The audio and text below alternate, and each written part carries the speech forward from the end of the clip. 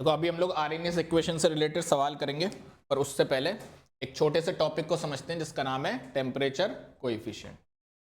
तो ईटा से या कुछ लोग इसको म्यू से भी रिप्रेजेंट करते हैं। ये होता क्या है?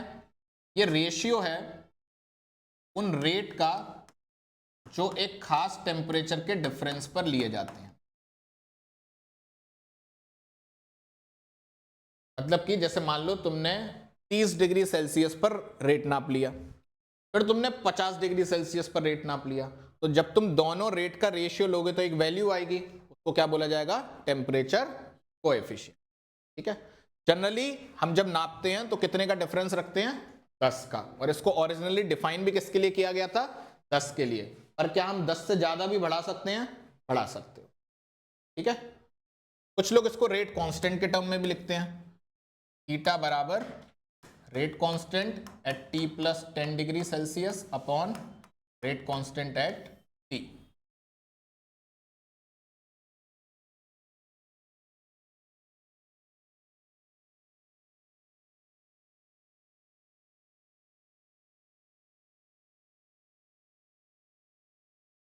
ठीक है। अब मान लो तुमने 10 डिग्री सेल्सियस पे नहीं बढ़ाया, किसी और टेम्परेचर पर बढ़ाया, तो तुम रेट कैसे निकालोगे? जैसे फॉर एग्जांपल तुमसे कहा गया एक टी टेम्परेचर था, टी टेम्परेचर पे रेट कांस्टेंट था के। टी डैश टेम्परेचर पे मुझे रेट कांस्टेंट बताओ के डैश की वैल्यू। ठीक है। मान लो ईटा की वैल्यू है 2, ये मैंने लेट कर लिया। तो तुम के डैश कैसे निकालोगे? तुम बोलोगे के डैश बराबर हो जाएगा ईटा पे power T dash minus T upon 10 into के टी। मोस्ट इंपॉर्टेंट फॉर्मूला है ये।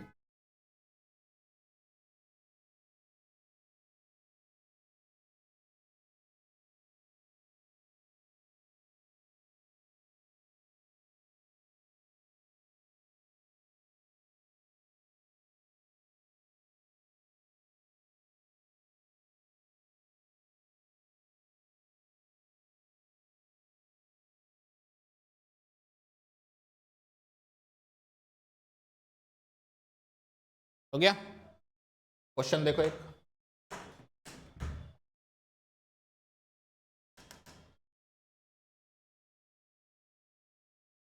if temperature coefficient is equal to 2 and k at 100 degree Celsius is 14 second inverse, what will be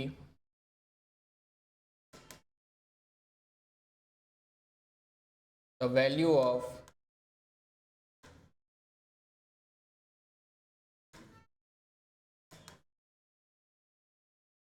rate constant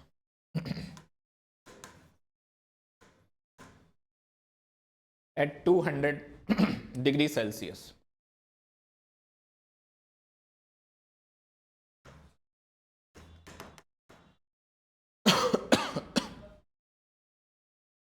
तो तुम्हें निकालना है 200 पे, है ना?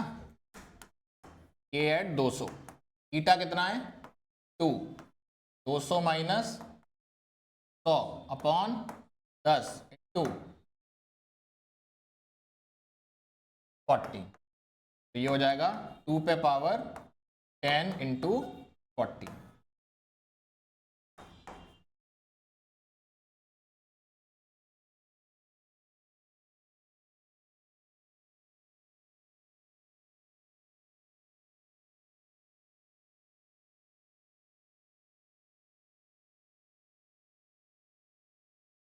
ठीक है।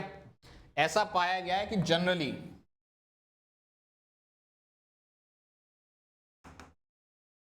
इन रिएक्शंस म्यू वैल्यू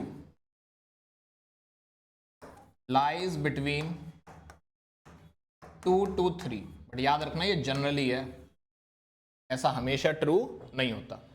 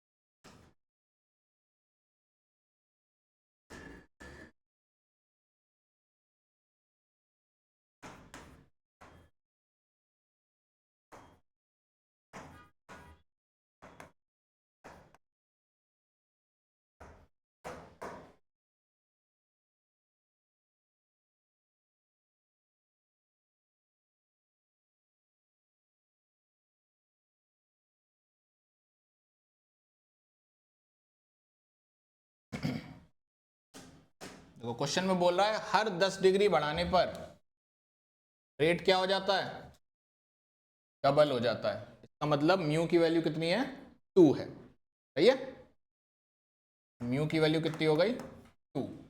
टेम्परेचर को 10 डिग्री सेल्सियस से कहां बढ़ा दिया है, 100 डिग्री सेल्सियस पर। तो नया रेट अब क्या हो जाएगा, तो तुम बोलोगे नया rate at 100 degree Celsius will be equal to 2 पे पावर 100 माइनस 10/10 इंटू पुराना रेट।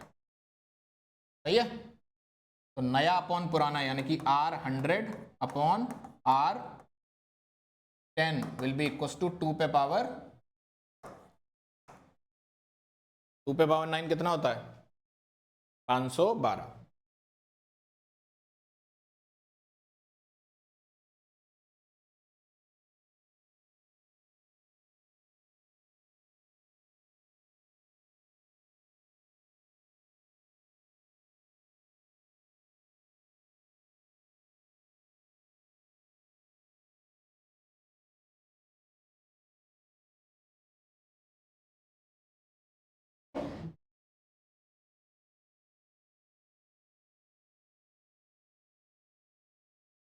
ठीक है, चलो मान लो तुम्हारे पास एक रिएक्शन है, मान लो एक रिएक्शन है ए गिविंग बी,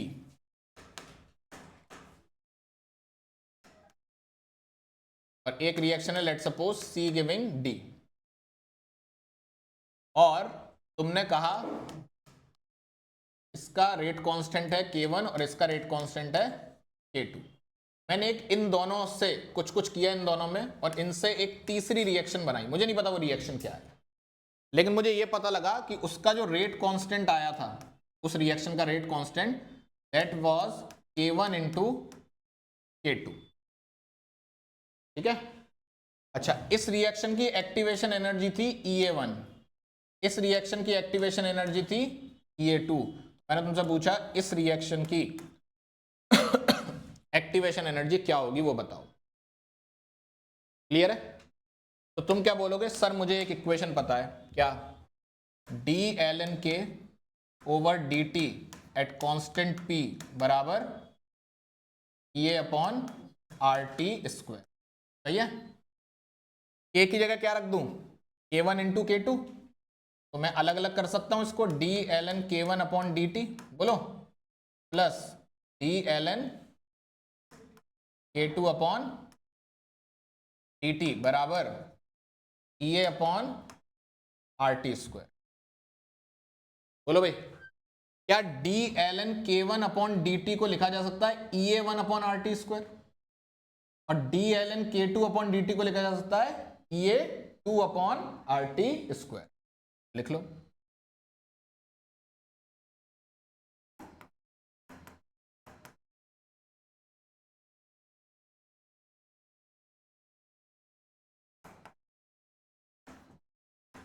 ये कितना आ गया, तुम्हें ये बार बार नहीं करना है, रट लेना है कि जब भी दो रिएक्शन के रेट कांस्टेंट को मल्टीप्लाई करते हैं उनकी एक्टिवेशन एनर्जी क्या हो जाती है, ऐड हो जाती है। बोलो भाई, अगर मैंने तुमसे कहा कि KR बराबर K1 अपॉन K2 है, डिवाइड किया है, तो बताओ EAR कितना होगा, तुम बोलोगे EA1 माइनस EA2। मान लो मैंने तुमसे कहा KR बराबर है K1 into K2 upon K3, बताओ EAR क्या होगा, तुम बोलोगे EA1 plus EA2 minus,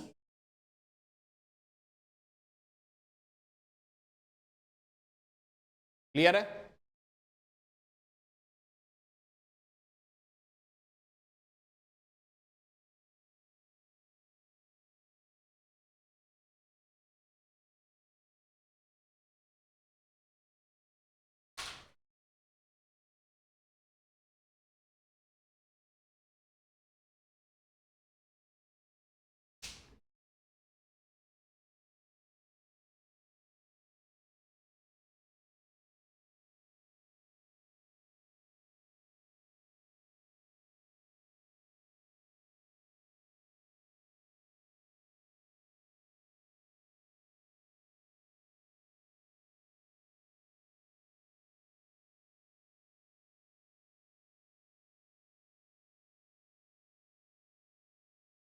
done.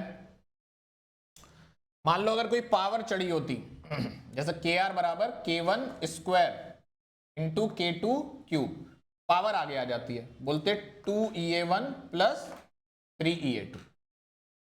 अगर यहां लगा होता मान लो K1 पे पावर 4, K2 पे पावर 7, तो यहां क्या लिखते 4EA1 माइनस 7EA2। मान लो यहां लिखा होता 2 3 4, यहां क्या लिखते 2EA1 plus 3EA2 minus 4EA3। ये पावर आगे क्यों आ रही है, ध्यान से सोचो। यहां पर अगर 2 होता तो log के आगे 2, मतलब log में कुछ उसके पावर 2, तो 2 कहां आ जाएगा आगे, तो यहां पे 2 आ जाता। यहां 3 होता तो यहां पे 3 आ जाता। ये बराबर क्या आता 2EA1 3EA2। सही है। तो मान लो अगर रेट कांस्टेंट ऐड हो रहे हो, के आर बराबर K1 प्लस K2 हो, तो जो EAR होता है that is K1 E1 plus K2 E2 upon K1 plus K2।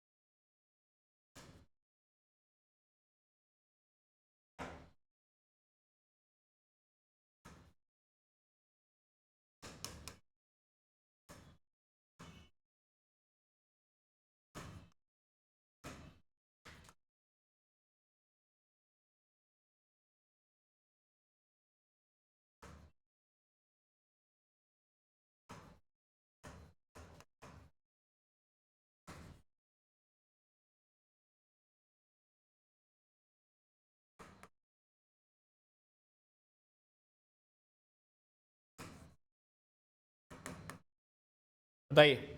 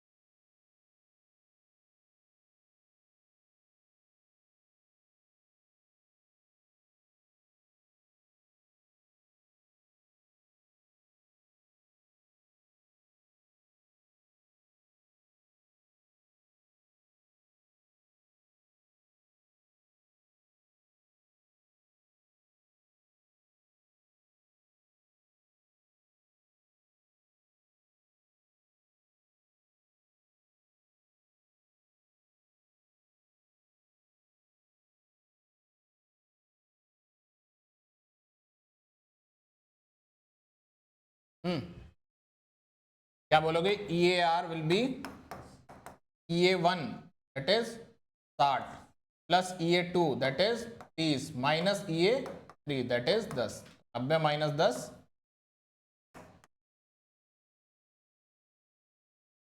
ठीक। चल अच्छा,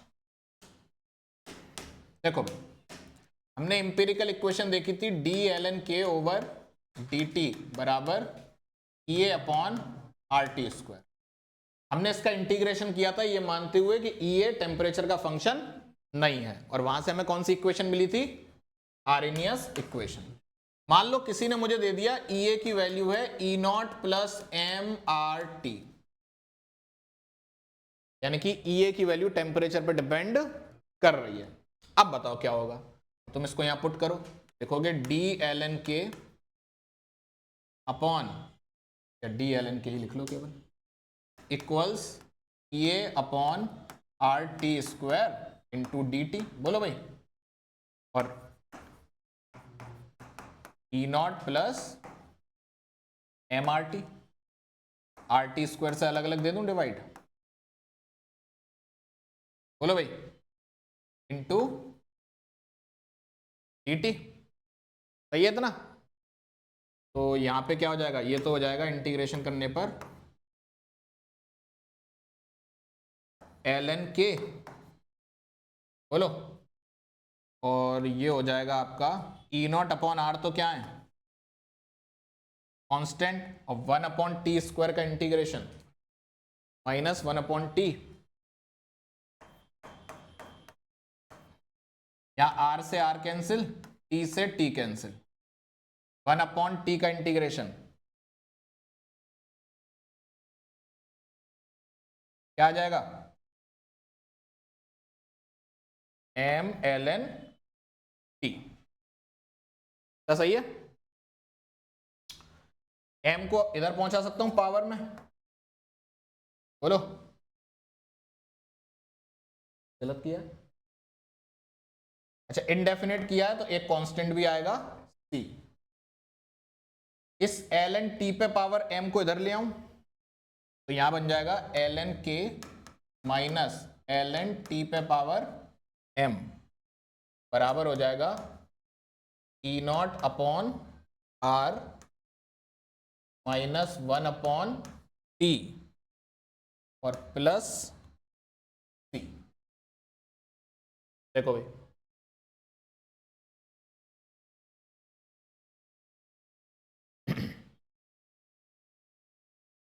सही है इतना।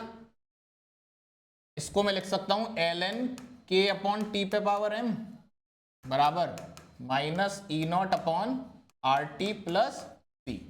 एल एन हटाओ तो के अपॉन टी पे पावर एम बराबर क्या हो जाएगा, E raise to the power minus E naught upon R T dot E raise to the power सी।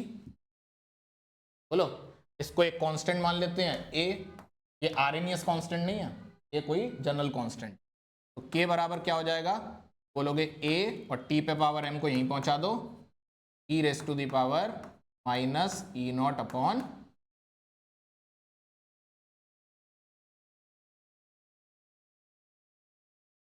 अब ऐसा कोई रटना नहीं है कि ये हो जाएगा, बस तुम्हें ये याद रखना है कि अगर इक्वेशन ये थी, मतलब टेम्परेचर डिपेंडेंसी ऐसी थी, तो इक्वेशन कैसी आई, ऐसी।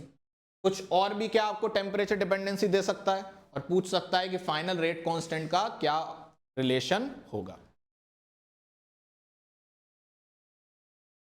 वैसे ये जो मैंने काम करके दिखाया है, ये एक साइंटिस्ट थे गार्डिनर नाम के, उन्होंने किया था। इसको कुछ लोग गार्डिनर इक्वेशन भी बोलते हैं।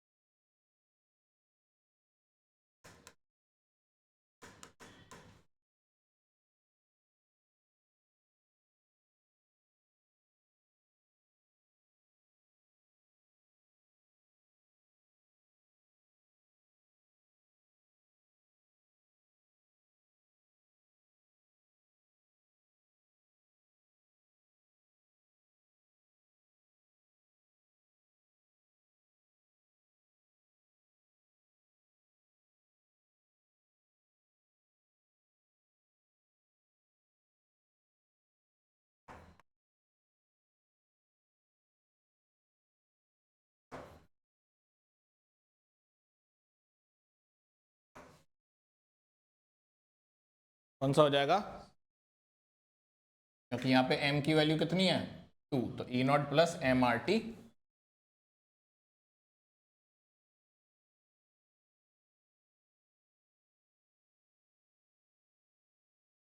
और अगर कोई रैंडम इक्वेशन आ गई तो क्या करना पड़ेगा तुम्हें, डिफरेंशिएशन, उल्टा जाओगे।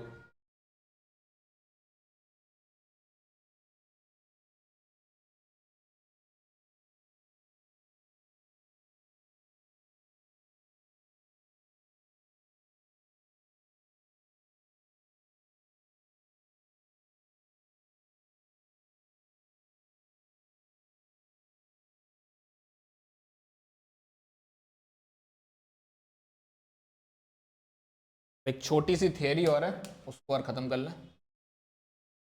हेडिंग लगाओ कॉलिजन थियरी।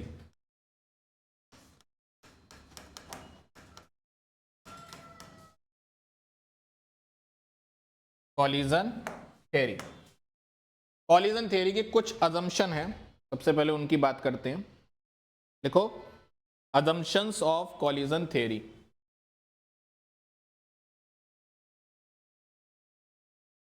जो अजम्पशन है वही बाद में ड्रॉबैक बन जाएंगे, तो ड्रॉबैक फिर से नहीं लिखवाऊंगा, लिख लो उसी के ऊपर ही, ऑल्सो ड्रॉबैक्स। देखो the reactant molecules are assumed to be, the reactant molecules are assumed to be hard spheres.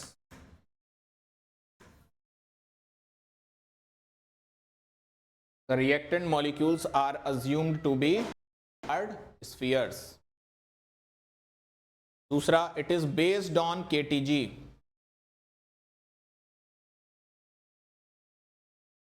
It is based on KTG, kinetic theory of gases. अगला, it assumes that reaction is postulated to occur.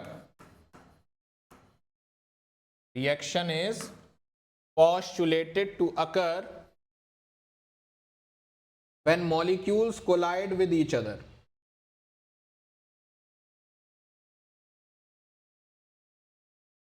When molecules collide with each other. मतलब ये मानती है कि reaction तब होगी जब molecule collide आपस में करेंगे। अजम्पशन क्यों है, क्योंकि प्रूफ नहीं कर पाए थे इस बात को। चलिए इसको समझने से पहले एक टर्म बार बार आएगा इसमें, कॉलिजन फ्रीक्वेंसी Z। अब मान लो अगर A और B के बीच में कॉलिजन हो रहे हैं तो कुछ लोग ZAB लिख देते हैं, ठीक है ना, नहीं तो कॉमन क्या है सिंबल Z। होता क्या है, लिखो number of collision per second per unit volume. Number of collision per second per unit volume in a given reaction mixture.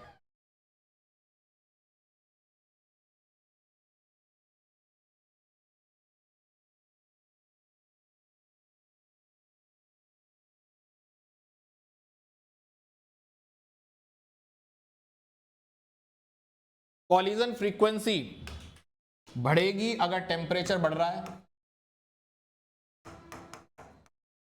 और तब भी बढ़ेगी अगर कंसंट्रेशन बढ़ रही है। इफ टेम्परेचर इंक्रीज और कंसंट्रेशन इंक्रीज तो जेड इंक्रीज। 2022 नीट में आया था।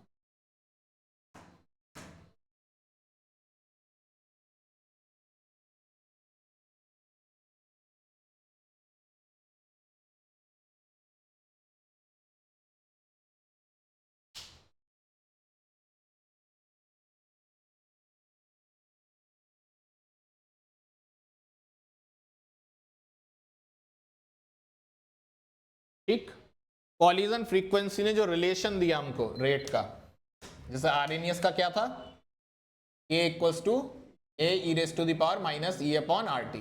इनका था रेट बराबर होता है P ZAB e raise to the power minus EA upon RT। ये क्या है? फ्रैक्शन ऑफ मॉलिक्यूल जो कि प्रॉपर एनर्जी के साथ टकरा रहे हैं।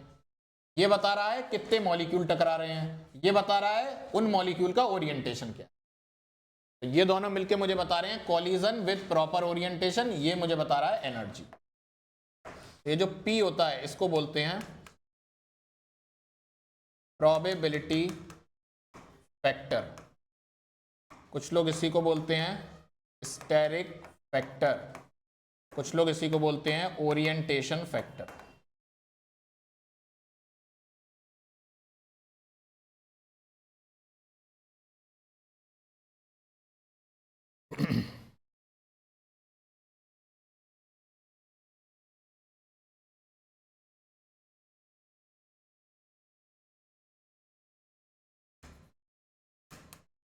In collision theory,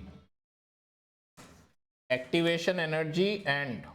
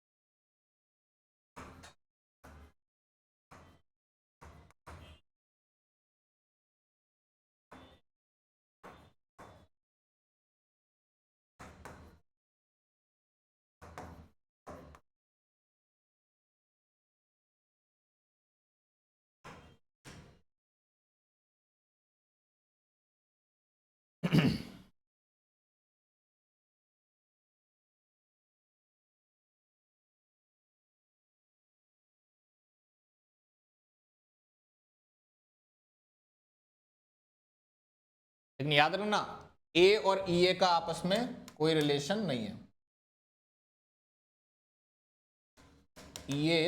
P और EA का आपस में कोई रिलेशन नहीं है। ये इज इंडिपेंडेंट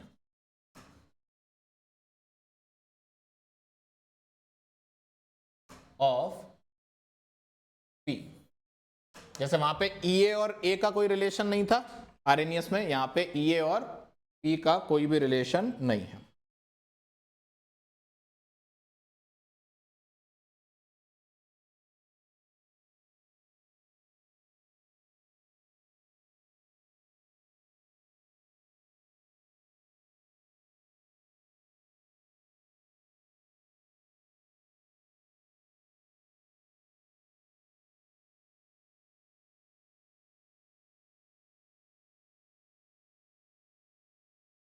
एक पॉइंट लिखो, if P is very small, if P is very small, very small का मतलब 1 से भी छोटी, if P is very small, catalyst is required to carry out the reaction at measurable rate. If P is very small, catalyst is required to carry out the reaction at measurable rate. Very small पे underline कर लेना। P को निकालते कैसे हैं? P बराबर होता है K actual upon K theoretical. Rate constant actual upon rate constant theoretical.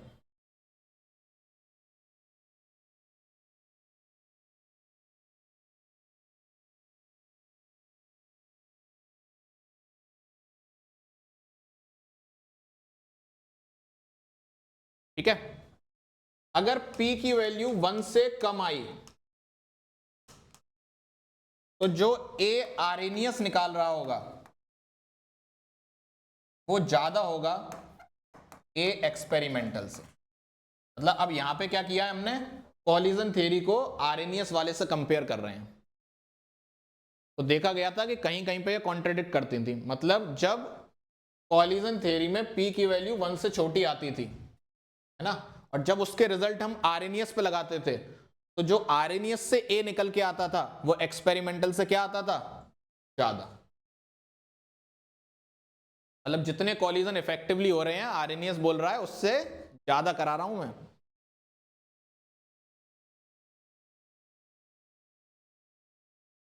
और अगर P की वैल्यू ग्रेटर देन 1 है तो उल्टा कर दो। तो A एक्सपेरिमेंटल ज्यादा होगा A आरएनएस।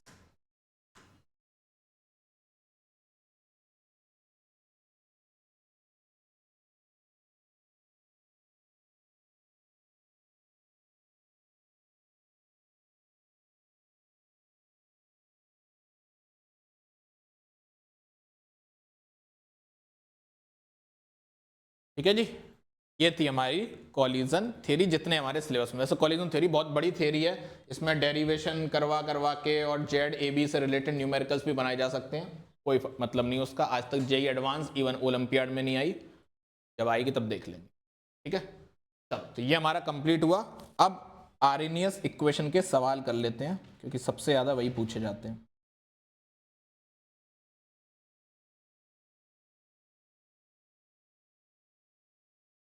चलिए छोटे छोटे सवालों से शुरुआत करेंगे।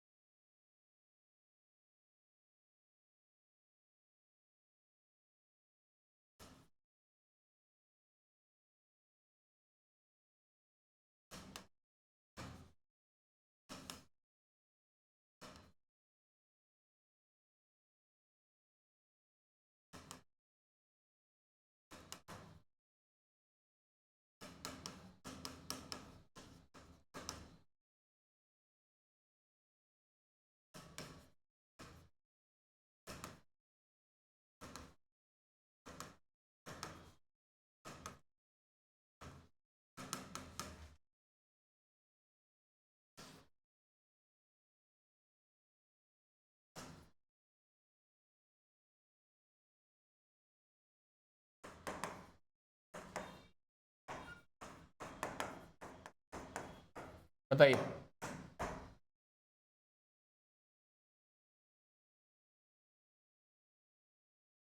कौन सा हो जाएगा, सी। क्योंकि अगर एक्टिवेशन एनर्जी की वैल्यू 0 है तो के बराबर क्या होगा, के, टेम्परेचर का कोई फर्क ही नहीं पड़ेगा।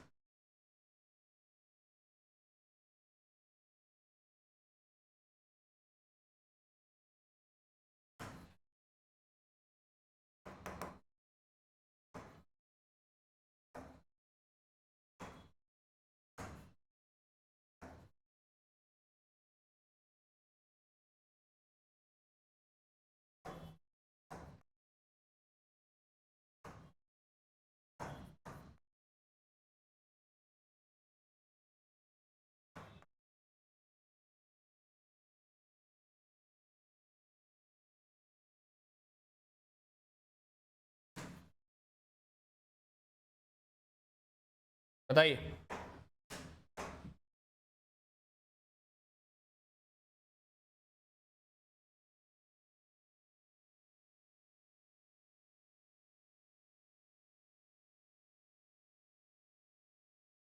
कौन सा हो जाएगा, हमारा सी क्या होगा।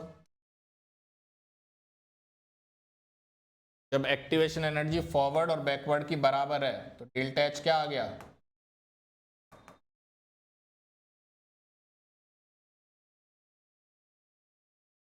तुमने सी इसलिए सोचा होगा कि सर अगर दोनों की एक्टिवेशन एनर्जी बराबर है तो इसका मतलब इक्विलिब्रियम आ गया होगा। तो इक्विलिब्रियम आ गया होगा तो इक्विलिब्रियम पे डेल्टा एस जीरो होता है ना, इक्विलिब्रियम पे डेल्टा एस जीरो होता है। पर अगर दोनों रिएक्शन की एक्टिवेशन एनर्जी बराबर है तो इसका मतलब ये बिल्कुल नहीं है कि इक्विलिब्रियम आ चुका है। और कई सारी किताबों में इसका आंसर सी ही दे रखा है, थोड़ा संभल के। आंसर क्या होगा, बी। क्लियर।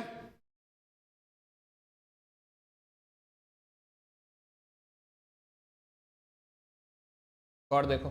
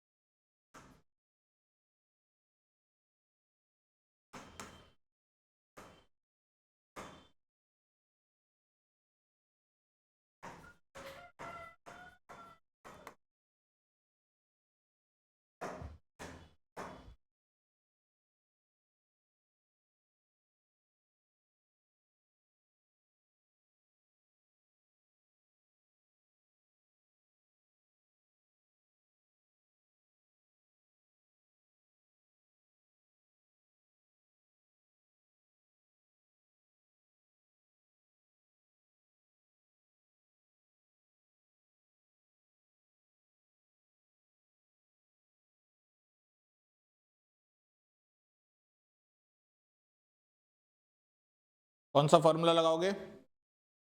हाँ, ln K2 अपॉन K1 बराबर ये upon R 1 upon T1 minus 1 upon T2, या अगर K1 अपॉन K2 कर रहे हो तो T2 माइनस T1 हो जाएगा। बताओ आंसर निकाल के। टेम्परेचर हमेशा किस में रखना है? केल्विन में। ये तो डबल हो गया रेट। ln2 बराबर EA निकालना है, की वैल्यू रखेंगे 8.314, लेकिन ये किस में आएगी? जूल में। आंसर सारे किस में है? किलो जूल में, तो डिवाइडेड बाई 1000, तो 1000 ऊपर लिख दे रहा हूँ। 1 अपॉन T1 ये हो गया 293 और माइनस 1 अपॉन, करो सॉल्व।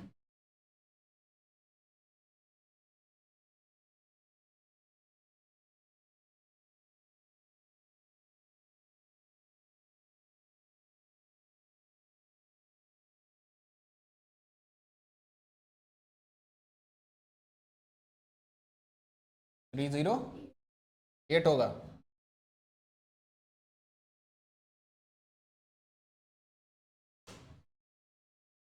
ये सही है 293।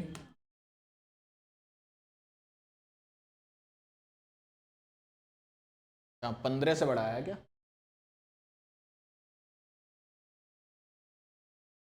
बीस से 35 किया। ये हो जाएगा ln2 is equal to EA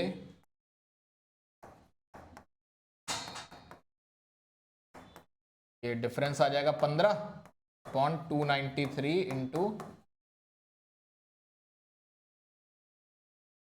करो भाई सॉल्व। देखो अगर मैं इसको 25/3 लिख लूँ 8.314 को, है ना, 25/3 ये हो जाएगा 5 3 जा 15, 5 5 जा 25। ln2 हो जाएगा 0.693, ये काट लो 0.231, सही है। और ये भी कट जाएगा मेरे ख्याल से 0.0, देखना सही है। तो EA की वैल्यू कितनी आ जाएगी? EA की वैल्यू आ जाएगी 0.077 इंटू 293 टू 308 टू 5 अपॉन 1000, कितना 34.7 आ रहा है। देख लेना भाई, तुम लोगों ने बोला, मुझे नहीं पता। जो भी इसको सॉल्व करके आया वो आंसर हो जाएगा।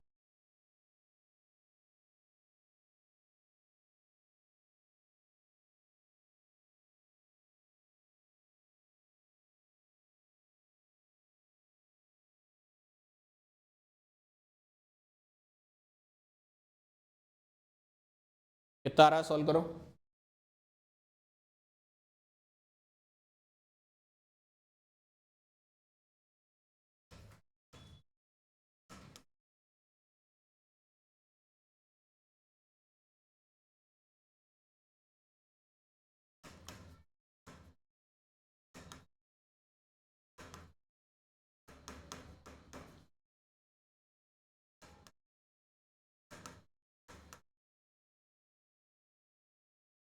कौन सा ए आ रहा है?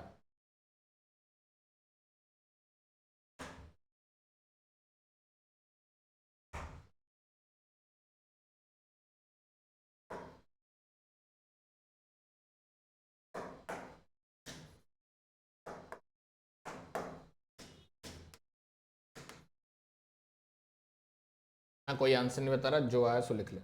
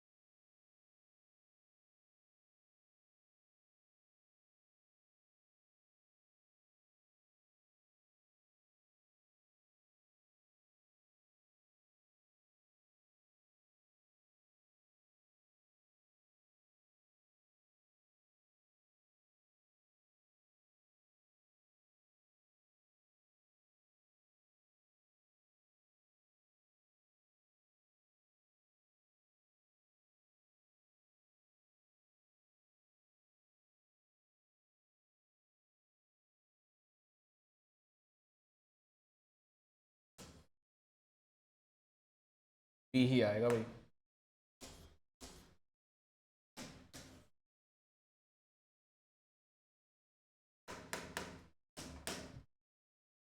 हाँ भाई, दोनों के रेट बराबर कर दिए जाए।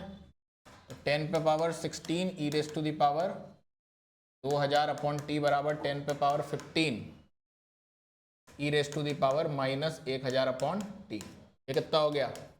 10। अगर मैं लॉग ले लूं, लॉग मतलब 10 बराबर तो लिख सकता हूँ E raise to the power minus 1000 by T. ये नीचे जाएगा, ऊपर पहुंचेगा तो प्लस का हो जाएगा। बोलो भाई, तो 10 बराबर हो गया E raise to the power 2000 by, sorry 1000 by T. सही है। 10 को क्या लिखा जा सकता है, या फिर लॉग ले लें? तो लॉग लोगे तो यहाँ हो जाएगा log 10, या एल एन ले लो, एल एन 10 बराबर 1000 अपॉन टी। सही है। तो लिख सकते हो तुम 2.303 log 10 बराबर 1000 अपॉन टी। टी बराबर आ जाएगा log 10 तो क्या हो गया 1000 अपॉन 2.303 हो जाएगा। तो जी।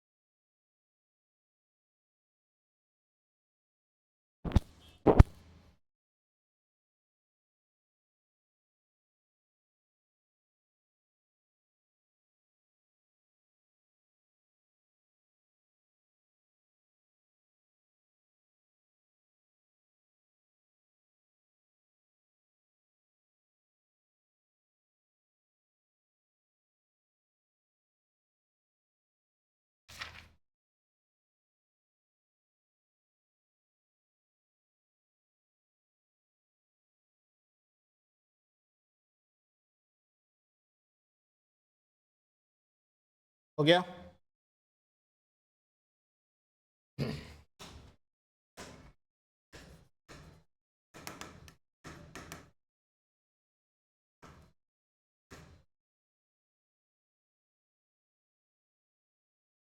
दो रिएक्शन दे रखी हैं आप, a 700 Kelvin product,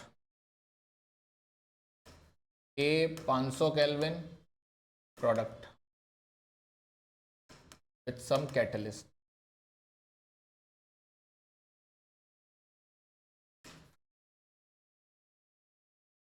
It was found that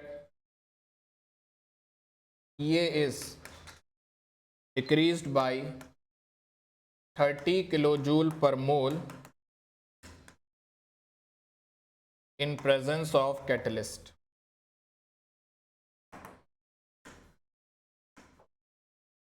If the rate remains unchanged, the activation energy for catalyzed reaction is, assume A is same. Option A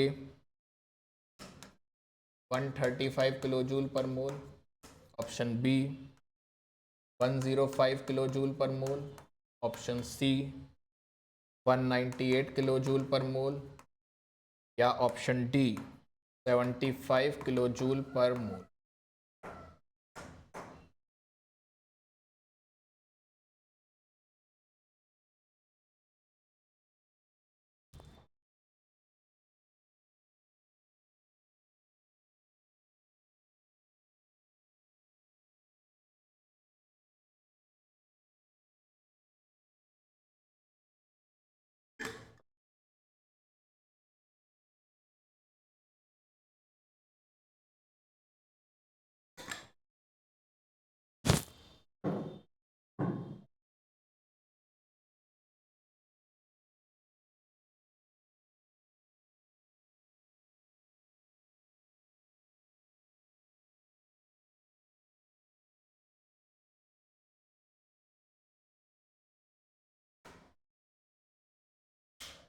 तो पहले का क्या लिखोगे, ए E raise to the power ये 1 मान लेता हूं, बोलो। दूसरे का हो जाएगा A E raise to the power ई ए 2, सही है। ये कैटलिस्ट वाली है। अब बोला है रेट रिमेन्स अनचेंज्ड, ये 1 और ये भी कट गए, तो 1 is equal to E raise to the power 1 upon R T common ले लो, माइनस ई ए 1 प्लस ई ए 2। इतना देखो पहले, एक सेकंड, टी भी अलग है।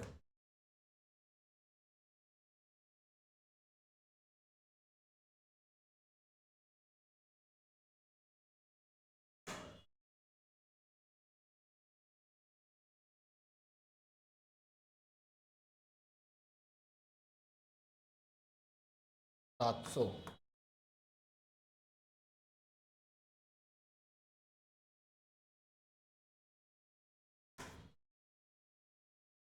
ठीक है।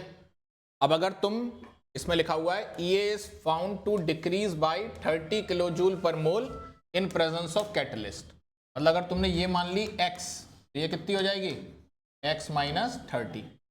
तो यहाँ पे दोनों साइड लॉग ले लो, ln ले लो, ln1 क्या हो जाएगा 0 और ये पूरा हट जाएगा e, ये बचेगा minus x upon R into 700 plus x minus 30 upon R into 500। बोलो भाई, ये r को मैं 0 में भेज दूं, बोलो।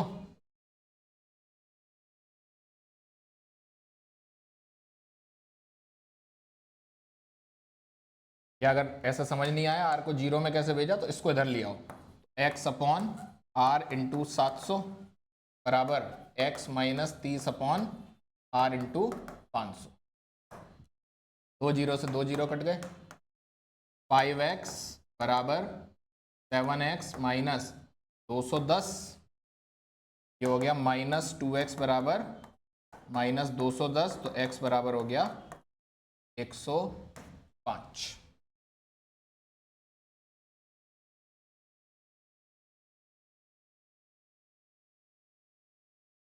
है। एक्स हमने किसको माना है? अनकैटलाइज्ड को माना है। कैटलाइज्ड का ही तो पूछा है। अच्छा, हमने एक्स अनकैटलाइज्ड को माना। तो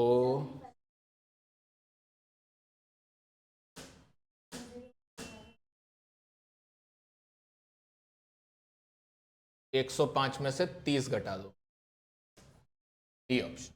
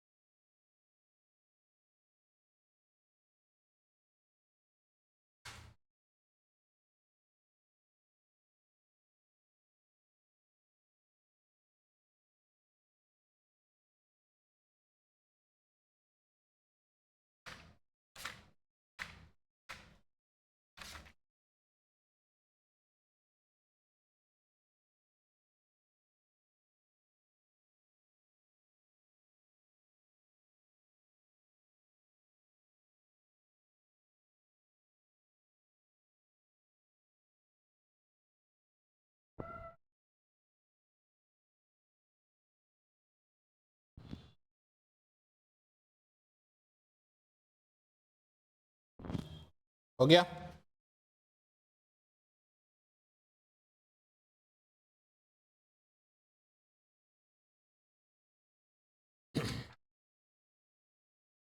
एक दो होमवर्क लिख लो।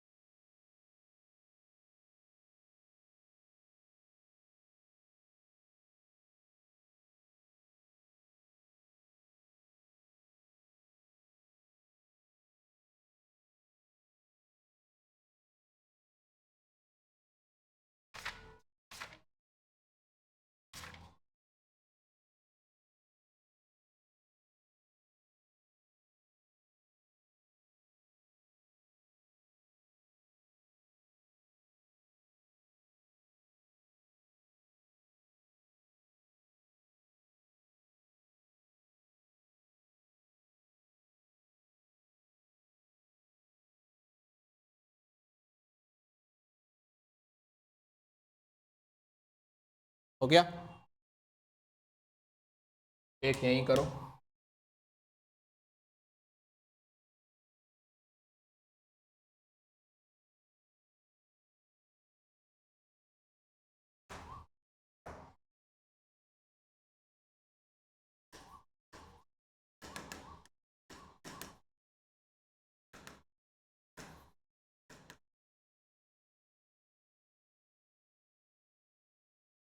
एक रिएक्शन दे रखी है आपको जो कि रिवर्सिबल है।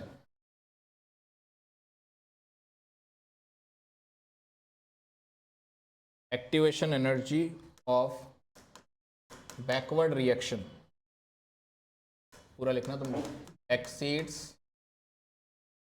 That of forward reaction by 2 RT in joule per mole if free exponential factor यानी कि A of forward reaction is 4 times that of backward reaction,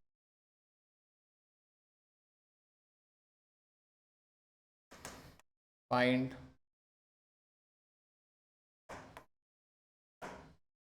absolute value. Absolute value का मतलब होता है without sign,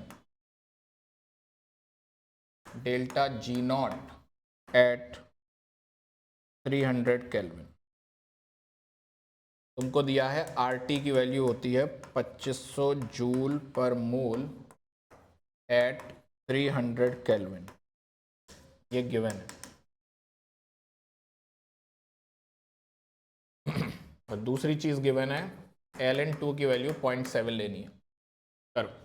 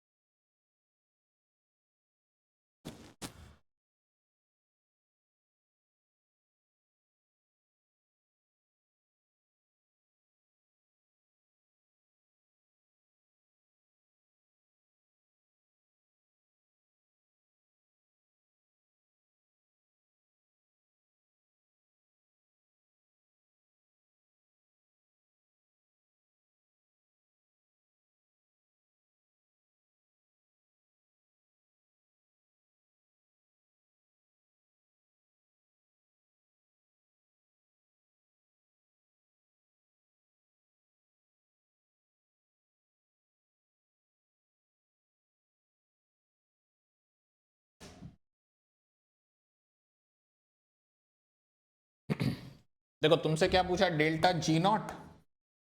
delta G naught तुम्हें पता है क्या होता है, minus R T L N के इक्विलिब्रियम, है ना। तो तुम पहले के इक्विलिब्रियम निकालो क्योंकि आर टी तो है तुम्हारे पास। के इक्विलिब्रियम क्या होता है साहब, बोलोगे K forward upon K backward. K forward क्या हो जाएगा, A E raise to the power minus E forward upon R T, ये हो जाएगा E raise to the power minus E backward upon R T. A forward upon A backward दे रखा है तुम्हें 4, बोलो भाई। और इसको ऊपर ले जाओ, e raise to the power क्या बन जाएगा, ई बैकवर्ड माइनस ई forward upon R T. Backward minus forward का डिफरेंस दे रखा है तुम्हें 2RT, 4 into e raise to the power 2RT upon RT। RT से RT कैंसिल, तो के इक्विलिब्रियम की वैल्यू आ गई, कितनी है 4e पे पावर 2। बोलो भाई, माइनस RT किस टेम्परेचर पर निकालना है, 300 पे निकालना और RT की वैल्यू दे रखी है तो बढ़िया हो गया। माइनस छोड़ देते हैं क्योंकि हमसे एब्सोल्यूट वैल्यू पूछी है। तो 2500 into ln 4 plus 2 ln e, सही है। ln e क्या हो जाएगा 1, ये बचा 2, और ln 4 को ln 2 है 0.7 तो ln 4 हो जाएगा 1.4, और 2 प्लस 1.4 कितना हो जाएगा 3.4। तो 2500 इंटू 3.4 7500 से ज़्यादा आना चाहिए। कितना आएगा 8500।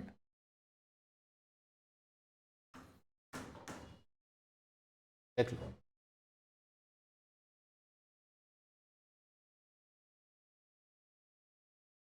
मैंने तुम्हें ये लिखवा दिया था कि हर 10 डिग्री बढ़ाने से रेट लगभग डबल हो जाता है, उसका रीज़न बता दिया था। तो लिख लो, पता नहीं बताया कि नहीं, नोट करके लिख लो।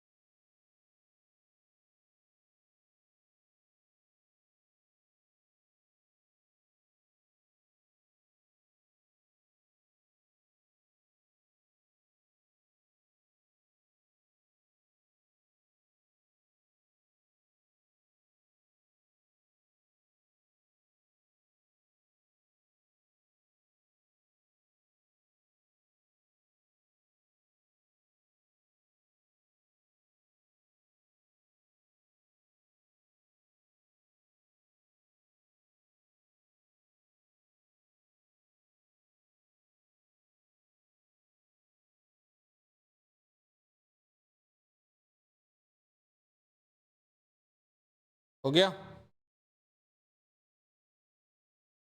हो ही गए सवाल, नहीं था। चलिए भाई, with this your chemical kinetics is complete.